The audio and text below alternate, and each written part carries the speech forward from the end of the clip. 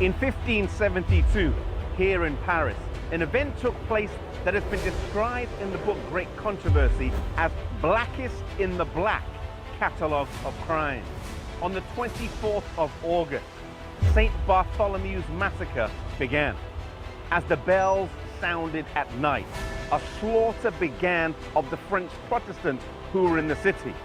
There were more of them than usual because they had gathered for the wedding of one of their leaders. And in the night, they were dragged from their houses and murdered in cold blood.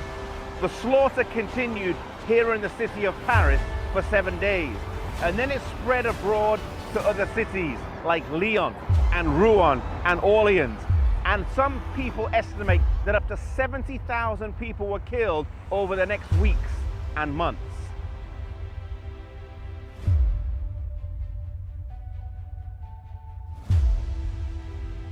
Two days before St. Bartholomew's, the king's mother, Catherine, ordered the assassination of Admiral Gaspard de Coligny, a Huguenot leader. The assassination attempt failed, and they feared that the Huguenots would launch a counterattack.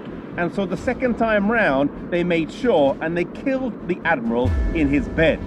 And then the killing spree started.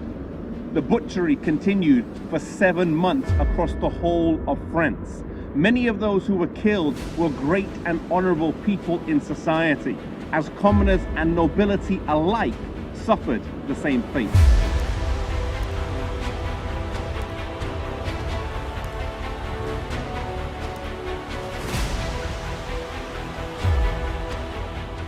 Two or three governors refused to obey the king's orders, and one of these, called Montmorin, wrote a letter that deserves to be repeated. Sire, I have received an order under your majesty's seal to put to death all the Protestants in my province. I have too much respect for your majesty not to believe the letter is a forgery, but if, which God forbid, the order should be genuine, I have too much respect for your majesty to obey it. When the news reached Rome, the response was jubilant and very undiplomatic. The joy amongst the clergy knew no bounds. The Cardinal of Lorraine rewarded the messenger with 1,000 crowns. The cannon of St. Angelo thundered a joyous salute, and the bells on every steeple rang throughout the city. Gregory XIII, accompanied by cardinals and other ecclesiastical dignitaries, led a procession to the Church of St. Louis, where the Cardinal of Lorraine led a chant of a Te Deum. A medal was struck to commemorate the massacre, and in the Vatican today can be seen the 3 frescoes of Vasari describing the attack on the admiral, the king in council plotting the massacre, and the massacre itself.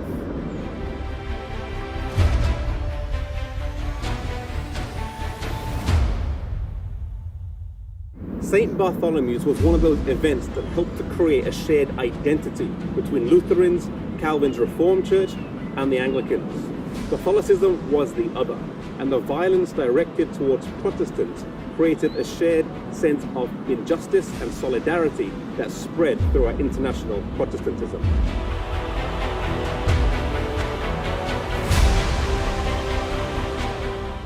St. Bartholomew's remains one of the many stains on the Catholic Church when the tragic consequences of the union of church and state were seen in full effect. In the Bible, Jesus said that we should render to Caesar, or the state, that which is Caesar, and to God that which is God's, meaning that church and state should remain separate. May we defend the freedoms of those we agree with and those we disagree with for freedom.